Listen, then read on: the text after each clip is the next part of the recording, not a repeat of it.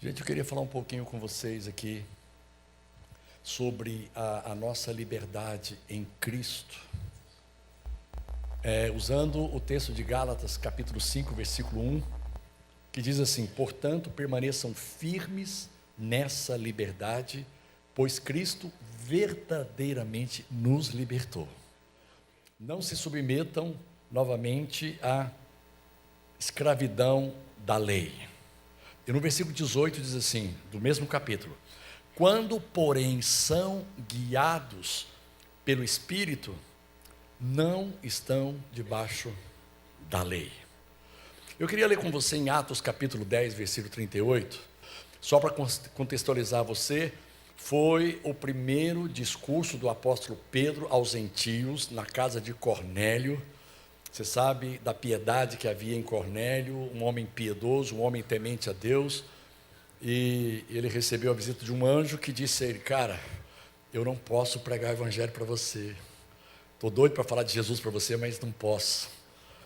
Você tem que mandar alguém ir lá na rua direita, lá em Jope, mandar chamar o apóstolo Pedro, porque essa tarefa não foi incumbida a anjos, essa tarefa é uma tarefa incumbida por Deus a homens. Homens pregam o evangelho. Os anjos são malucos para pregar o evangelho, mas não puderam. Ao máximo que eles puderam fazer foi orientar a Cornélio aí chamar alguém para pregar, e esse alguém foi o apóstolo Pedro. E ali no discurso dele, na pregação dele, ele diz no versículo 38, Atos 10, sabem também que Deus ungiu a Jesus de Nazaré com o Espírito Santo e com poder. Então Jesus foi por toda parte fazendo o bem e curando todos os oprimidos pelo diabo, porque Deus estava com ele.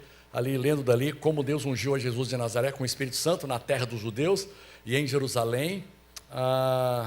Meu Deus do céu, como é que é?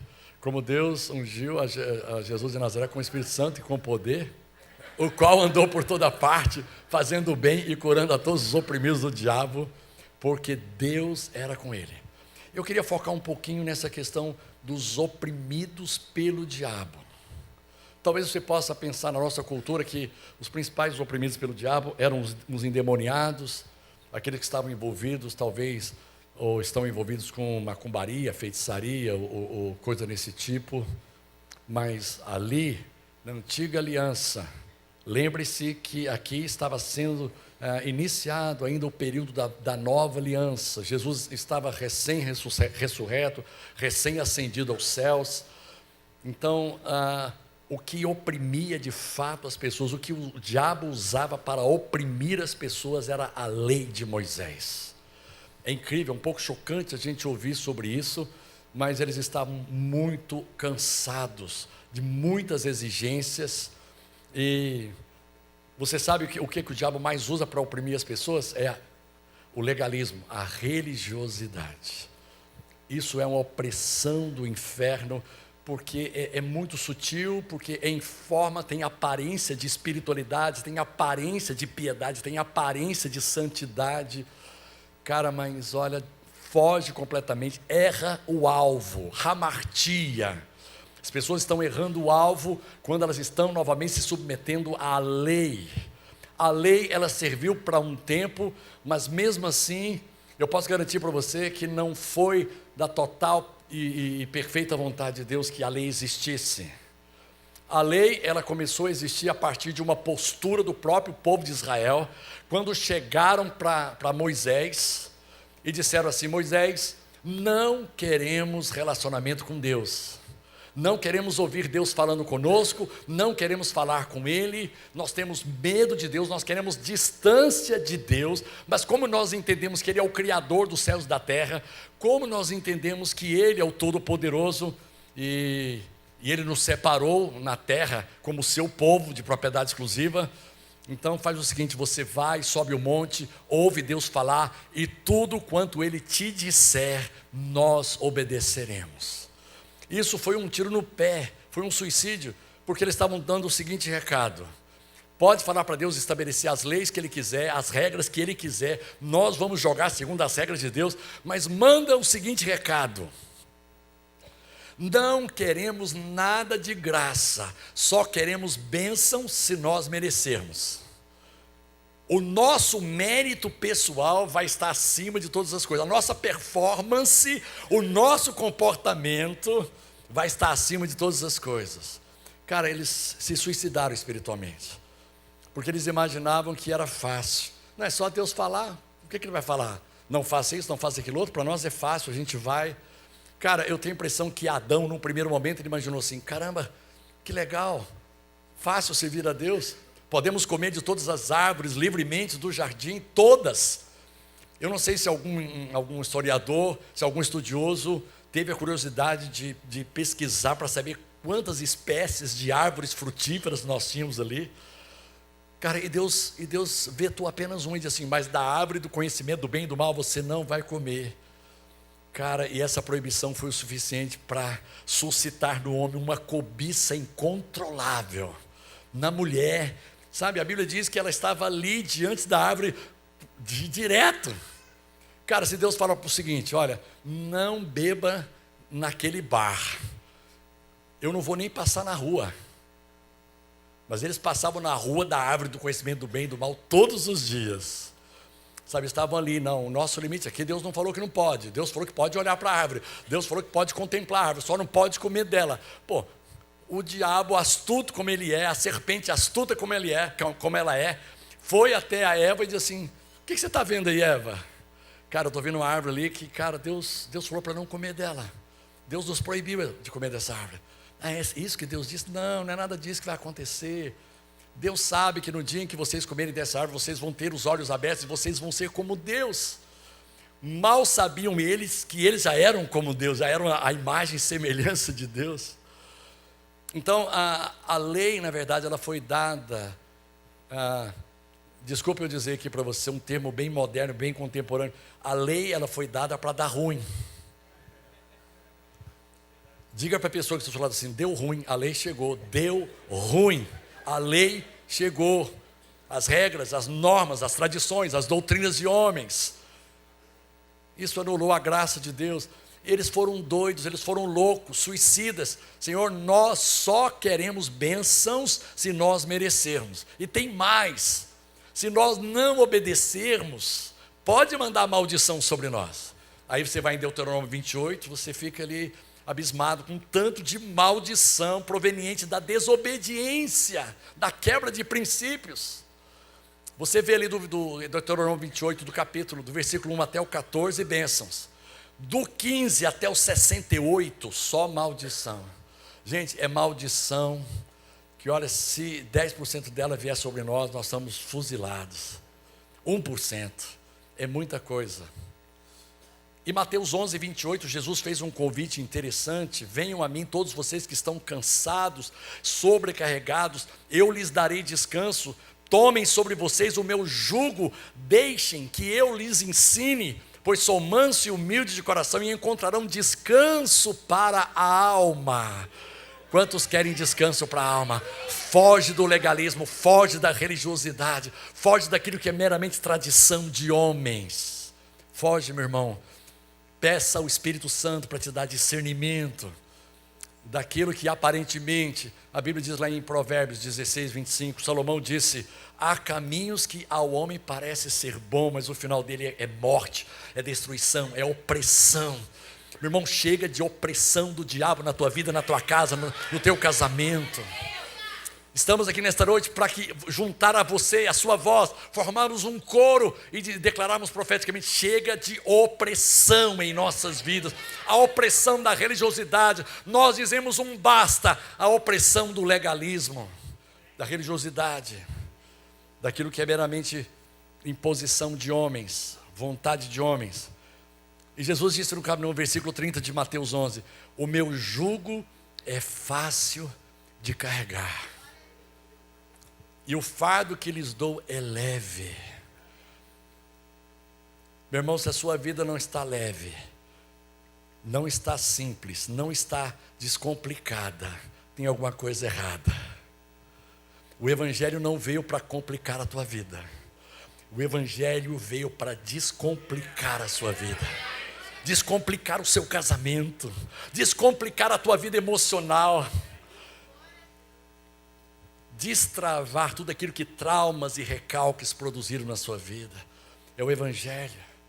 O pessoal estava cheio, na antiga aliança, sabe assim, massacrado, bombardeado de más notícias. O próprio rei Davi disse no Salmo 112, versículo 7, o justo não teme as más notícias, o seu coração bem firmado confia no Senhor até ver sobre os seus inimigos a derrota total.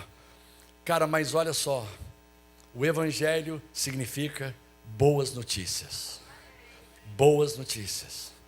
Nós viemos trazer hoje para você Evangelho, boas notícias. Boas notícias. Glória a Deus, quem recebe isso aí? Jesus é como se ele tivesse dito às pessoas assim: quem tem ensinado vocês até agora são pessoas duras e arrogantes, são os representantes da lei, que como elas são insensíveis e inflexíveis. Vem comigo aqui em Mateus 23, se você puder projetar aí, Mateus 23, de 2 a 4, esse versículo esse capítulo todo, Jesus pega muito pesado contra o sistema religioso. Você vai perceber ali como Jesus pega pesado, ele vai para cima mesmo, tá? Os mestres da lei e os fariseus ocuparam o lugar de intérprete oficiais da lei de Deus, ou da lei de Moisés. Agora, no versículo 3, Jesus diz uma coisa interessante: portanto, pratiquem tudo o que eles dizem e obedeçam-lhes, mas não sigam seu exemplo, pois eles não fazem o que ensinam. Olha a hipocrisia, de colocar um peso, sabe, de trazer desafios, de trazer um fardo sobre as pessoas, de ensinar uma palavra dura, de exigência, e eles mesmos não cumprem isso.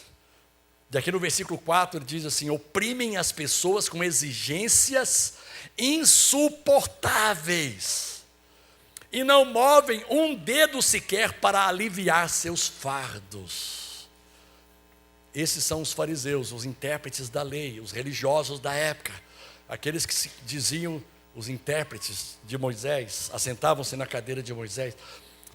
E é interessante que quando o Evangelho veio, principalmente para os gentios, cara, alguns judeus convertidos, chamados de irmãos, a Bíblia é interessante, porque ela chama de irmãos pessoas que fazem parte de seitas. Calma lá, tá? Calma aí. Vamos para a Bíblia. Atos 15, no versículo 8 até o 11, o apóstolo Pedro diz o seguinte: Deus conhece o coração humano e confirmou que aceita os gentios ao lhes dar o Espírito Santo, como o deu a nós lá em Pentecostes. Ele não fez distinção alguma entre nós e eles, pois purificou o coração deles por meio da fé. Então, aí ele faz uma pergunta. Isso aqui, irmãos, foi a reunião dos presbíteros e apóstolos em Jerusalém. Então, por que agora vocês provocam a Deus? Falando para esses judeus sistemáticos que estavam querendo introduzir a lei de Moisés, a circuncisão. Então, por que vocês agora provocam a Deus, sobrecarregando os discípulos gentios com um jugo que nem nós, nem nossos antepassados conseguimos suportar? Caramba, cremos, Pedro, ele faz um desfecho maravilhoso, cremos que todos, nós, judeus e eles, gentios, somos salvos da mesma forma, pela graça do Senhor Jesus. Eles e nós, não há diferença nenhuma, é a mesma forma. Nós somos salvos não pelas obras da lei, não pela nossa obediência à lei, não pelo nosso desempenho, a nossa performance, o nosso mérito pessoal, o nosso esforço próprio. Nós somos salvos por aquilo que Jesus fez por nós na cruz do Calvário. Aleluia.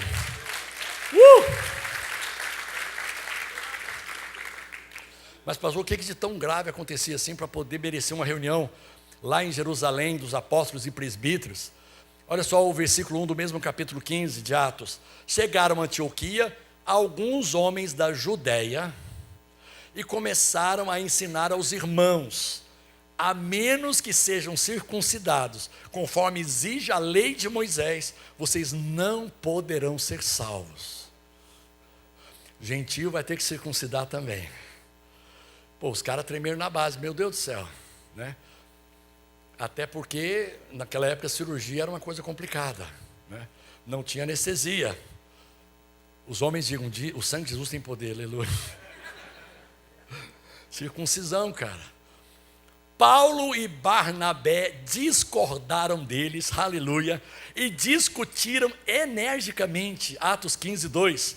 Por fim, a igreja decidiu enviar Paulo e Barnabé a Jerusalém, a igreja de Antioquia, onde Paulo e Barnabé congregavam e era um ministério ali dentro. Foram enviados a Jerusalém, acompanhados de alguns irmãos de Antioquia para tratar dessa questão com os apóstolos e presbíteros. Agora o versículo 5. Contudo, alguns dos irmãos que pertenciam à seita dos fariseus, irmãos que pertenciam à seita dos fariseus, os caras estavam se convertendo aos poucos, mas já eram irmãos, viu gente? É como Deus nos chama, Deus olha para nós e diz assim, você é santo. Aos santos de Roma, aos santos de Corinto. Vocês ainda não são santos em toda a plenitude do que isso significa, mas vocês já são santos, porque vocês não fazem mais parte do império das trevas, vocês agora fazem parte do reino do seu Filho amado. Contudo, alguns dos irmãos que pertenciam à seita dos fariseus se levantaram e disseram, é necessário que os convertidos gentios sejam circuncidados e guardem a lei de Moisés. Que mistura! Duda, eu fico impressionado, Rafael, como isso é uma realidade tão dominante nas nossas igrejas. Mistura graça com lei. Tem dia que a pregação é de assoprar, sabe, aquela brisa suave, no outro dia é de morder, sabe, é de bater. E aí tem gente que ainda fala assim, bate papai, está gostoso. Cara, uma mistura. Lei não se mistura com graça, porque um pouquinho, a pitada de lei, ela desmancha toda a graça, ela invalida toda a graça. Alguém está me entendendo aí, gente? A boa notícia que eu tenho que dar para você é que nós que estamos aqui hoje, dia 24 de julho de 2019, aqui na Barra da Tijuca, aqui na cidade do Rio de Janeiro, nós somos gente da nova aliança. Nós somos gentios, salvos pela graça. O amor do Pai nos alcançou, nos atingiu, nos contemplou. Nós não temos compromisso com a lei. Se os judeus têm compromisso com a lei, glória a Deus, cada um serve ao Senhor segundo a sua consciência. Mas nós, gentios, nós somos salvos pela graça, e o nosso compromisso é com a graça e não é mais com a lei de Moisés. Perceberam o pano de fundo dessa declaração de Pedro, então, quando ele diz que, cara, como é que a gente vai colocar um jugo que nem nós e nem nossos antepassados conseguiram suportar? Olha o que Paulo fala aqui em 2 Coríntios 11:3. No entanto, eu temo que sua devoção pura e completa a Cristo seja corrompida de algum modo, como Eva foi enganada pela astúcia da serpente. Paulo pregou o evangelho puro, simples, da graça de Deus, mas ele começou a perceber que durante algum tempo, sorrateira e sutilmente, os agentes da lei, os agentes do legalismo, os agentes da religiosidade, os agentes das tradições judaicas, mosaicas, começaram a se introduzir no meio dos gentios. Cara, isso foi um espinho na carne. Eu posso dizer para você que o espinho na carne de Paulo, não sei se foi o espinho, mas um dos espinhos na carne de Paulo, foram esses judeus que pregavam a lei misturado com a graça. Romanos 6,14, Paulo diz muito claramente, o pecado não é mais seu senhor. Estou usando aqui a nova transformação, a nova versão transformadora. O pecado não é mais seu senhor, pois vocês já não vivem sob a lei. Vocês não vivem mais debaixo da lei, por isso o pecado perdeu força na vida de vocês. Não aceite o argumento que graça é licença para pecar. Nunca, nunca. O apóstolo Paulo diz assim, cara, e agora? Viveremos do pecado para que a graça superabunde? De maneira nenhuma. Como viveremos no pecado? Nós, os que para ele morremos. Receber a graça significa morrer para o pecado. Morrer para o pecado. Natureza adâmica removida, natureza pecaminosa removida pela obra da cruz, pelo preço que Jesus pagou. Agora a lei não tem mais domínio sobre nós. O pecado não é mais seu senhor, pois vocês já não vivem sob a lei. O que significa dizer que enquanto você estiver debaixo da lei, o pecado vai ser o seu senhor. Você precisa escolher. A única maneira de eu e você sermos livres do pecado, da força do pecado, do domínio do pecado, é nos submetendo à graça de Deus, entendendo que o meu mérito pessoal, ele não vale nada na luta contra o pecado. O que Jesus fez na cruz foi o suficiente para me libertar. Olha o que diz 1 Coríntios 15, 56. O pecado é o aguilhão da morte que nos fere. Presta atenção, gente, eu não sei se você tem Bíblia. Cara, 1 Coríntios 15, 56, você precisa ler isso. O pecado é o aguilhão da morte que nos fere. Olha só o que diz a continuação do versículo 56 de 1 Coríntios 15. O pecado é o aguilhão da morte que nos fere. A lei é o que torna o pecado mais forte. E o apóstolo Paulo diz lá em Romanos capítulo 7, eu não teria conhecido o pecado se a lei não dissesse, não adulterarás. O pastor Joseph Prince, ele usa eu não sei quantos aqui já ouviram falar no pastor Joseph Prince, da igreja no Creation, lá em Singapura. É isso aí, garoto, obrigado. O aguilhão da morte é o pecado e a força do pecado é a lei. Ele diz o seguinte, olha só a força da lei para excitar o pecado, para evidenciar o pecado, para realçar o pecado. Ele conta a experiência de alguns meninos, adolescentes, estavam na rua, passaram perto de duas construções. Eram 2 blocos comerciais recém-construídos, ainda não habitados, ainda não havia nenhuma empresa lá, nenhuma firma. Passaram em frente à primeira e nada chamou a atenção deles. Era assim uma empresa cheia de vidros, uma fachada linda de vidros. O outro bloco de prédio, que vinha logo depois, era a mesma coisa, só que estava escrito assim nas janelas: não jogue pedra. Já entendeu? Na primeira não tinha lei. O pecado não foi acionado, não foi ativado. Vocês estão entendendo, gente? Mas na segunda, quando disseram não jogue pedra, o que se ouviu a seguir foi o seguinte: barulho de vidro quebrando e um bocado de adolescentes correndo, festejando o mal feito, celebrando o mal feito, comemorando o mal feito. Depois lá na frente ia contar a onda, não foi eu que joguei a pedra maior, foi eu que quebrei mais vidros. Cara, a lei é que fortalece o pecado. Então as igrejas cujos jovens talvez estejam em pecado, talvez estejam ainda com problemas no comportamento, embora já tenham uma nova identidade em Cristo. Porque primeiro vem a identidade. À medida em que você vai reforçando quem você é em Cristo, o seu comportamento vai se ajustando. Não adianta ficar combatendo o comportamento. É como se você estivesse tirando frutas podres de uma árvore cuja raiz é podre. Não adianta você tirar aquelas frutas podres. A próxima produção de frutos vai trazer frutos podres da mesma maneira. Mas aparentemente você tira aí. Então quando você faz uma pregação da lei, trazendo exigências da lei, trazendo a coisa para o campo do meu mérito pessoal, da minha espiritualidade, do meu jejum, da minha oração. Gente, eu não sou contra jejum e oração, pelo amor de Deus. Eu não sou contra a santidade, mas eu acredito que a única maneira da santidade ser alcançada é por meio da graça. É quando nós entendemos plenamente o preço que Jesus pagou e nós assumimos a consciência de que nele nós somos santos e mais que vencedores, e que o pecado não tem mais poder sobre nós. Porque a força do pecado é a lei. Para terminar, Colossenses 1, 13, 14. Ele nos resgatou do poder das trevas e nos trouxe para o reino do seu Filho amado. Na minha tradução diz assim: que comprou nossa liberdade e perdoou nossos pecados. Ele comprou a nossa liberdade. Por isso fica mais urgente dentro de nós obedecermos à exortação do apóstolo Paulo. Foi para a liberdade que Cristo vos libertou. Não vos submetais mais a jugo de escravidão. Entrando debaixo desse ambiente, dessa esfera em que você tem que pagar o preço. Meu irmão, para vencer o pecado, o preço já foi pago. O preço já foi pago. Cara, vai por mim. Cara, eu tenho 45 anos de convertido, já experimentei de tudo quanto é tipo de doutrina.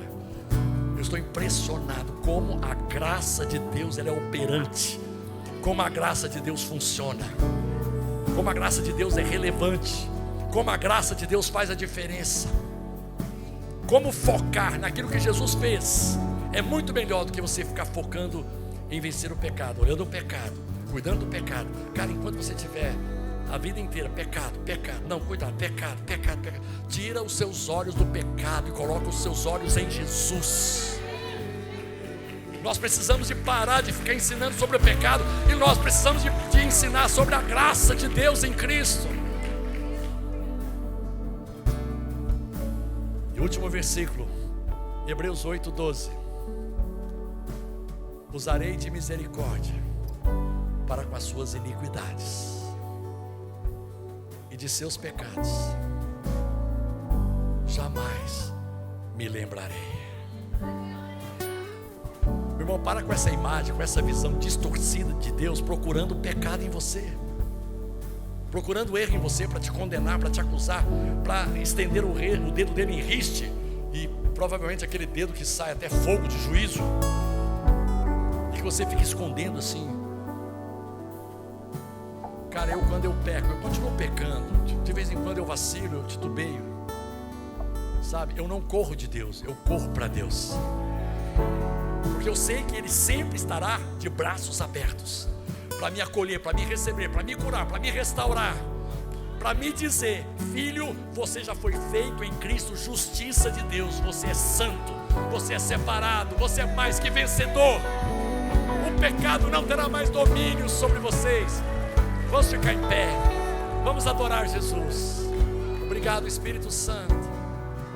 Você pode repetir comigo: eu sou livre pelo sangue de Jesus, pela graça de Jesus. O pecado não tem mais domínio sobre a minha vida. Eu sou uma nova criatura em Cristo Jesus. Eu morri para a velha natureza. E eu vou construir minha vida em Ti.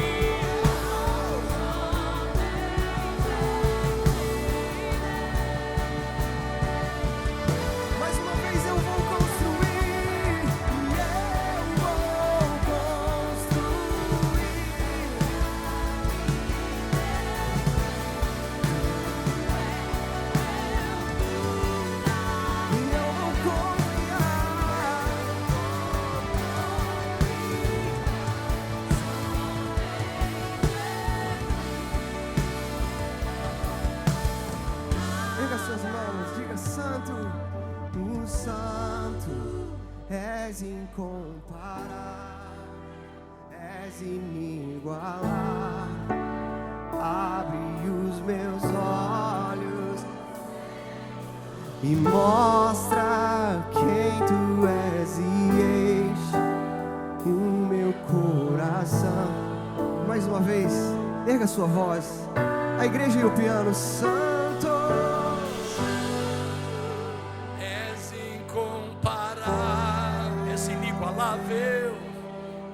abre os meus olhos esta noite, Pai. Mostra quem Tu és, mostra o Teu amor, a Tua bondade, a Tua graça. Enche o meu coração do amor, do amor que faz mudar o mundo. Glória a Deus, glória a Deus.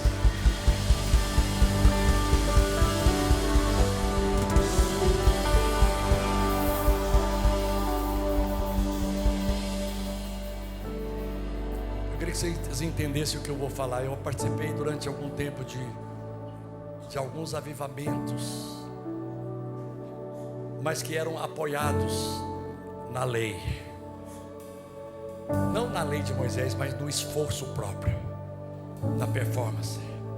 Enquanto eu jejuasse e orasse, haveria avivamento. Enquanto eu, pagasse o preço. É tão difícil a gente falar isso, mas o preço que o Pai quer que eu e você paguemos é apenas o de crer que Jesus já fez tudo. Esse é o preço. É difícil pra gente, porque a gente está acostumado com um movimento religioso que nos impõe fazer. Cara, eu não estou pregando aqui a inércia. É uma linha tênue, mas é um equilíbrio que a gente precisa de entender. Não estou pregando aqui a inércia. Não estou pregando aqui a passividade. Estou pregando o seguinte: da mesma maneira como Ele me perdoou, da mesma maneira como Ele me amou, me acolheu, me abraçou, eu preciso amar, perdoar, acolher e abraçar as pessoas que estão ao meu redor, oprimidas pelo jugo da religiosidade, debaixo de um sentimento de condenação e culpa, debaixo de uma consciência de culpa e condenação, porque não conseguem vencer o pecado. E por mais que tentem mudar o comportamento, não aguentam mais do que um dia, 2 dias, uma semana. Quando vem alguém e bate aqui firme, cara, nós precisamos de mudar o comportamento. Pecado. E você fica um pouco bombardeado. Deixa eu dizer uma coisa: a lei, ela traz o avivamento. O rosto de Moisés brilhava. Só que o apóstolo Paulo discerniu pelo Espírito Santo que essa glória, ela ia se desvanecendo. E Moisés teve que colocar um véu para que as pessoas não percebessem que a glória estava se desvanecendo. A gente lê em Êxodo, a gente imagina outra coisa. Moisés disse assim: cara, a glória está indo embora, porque a glória da lei, ela tem hora e data para acabar. Mas a glória da graça de Deus, ela não tem hora e não tem data para acabar. A glória que vem da graça de Deus, ela não tem hora. A glória do Espírito Santo, o avivamento do Espírito Santo, não tem hora e data para acabar na sua vida, meu irmão. É uma paixão renovada após outra paixão. Eu queria fazer um desafio aqui. Eu não sei qual é o desafio, mas, cara, você quer se colocar debaixo da graça e pedir o Espírito Santo que te ensine como é que é se colocar debaixo da graça. Eu acho que nós concordamos que, cara, debaixo da lei eu não quero ficar, porque a Bíblia diz que os que estão debaixo da lei não podem ser guiados pelo Espírito Santo. Gálatas 5,18, a gente leu aqui. E eu quero ser guiado pelo Espírito Santo. Então eu tenho que abrir mão da lei. Eu não estou dizendo para você desobedecer a autoridade, cara, por favor, não leve para o outro lado. Estou dizendo para você entender que tudo já foi feito por você na cruz. Vamos cantar mais uma vez essa canção? Coloque-se debaixo da graça. Digno dessa canção, só Tu és, Senhor. Aleluia. Digno do meu louvor, só Tu és, Senhor. Digno da minha vida, Tu és, Senhor. Eu sou Teu, eu sou Teu. Nome que é sobre todos é o Teu, Jesus. Não é pelos nossos méritos, Pai. Fonte da salvação, Não só é pela Tu és, nossa Jesus. conduta, pela nossa performance, não, Senhor, é pelo que Digno você da minha fez. vida, Tu és, Jesus. Eu sou Teu. Jesus. Levante a tua voz, declare: santo. Santo és incomparável.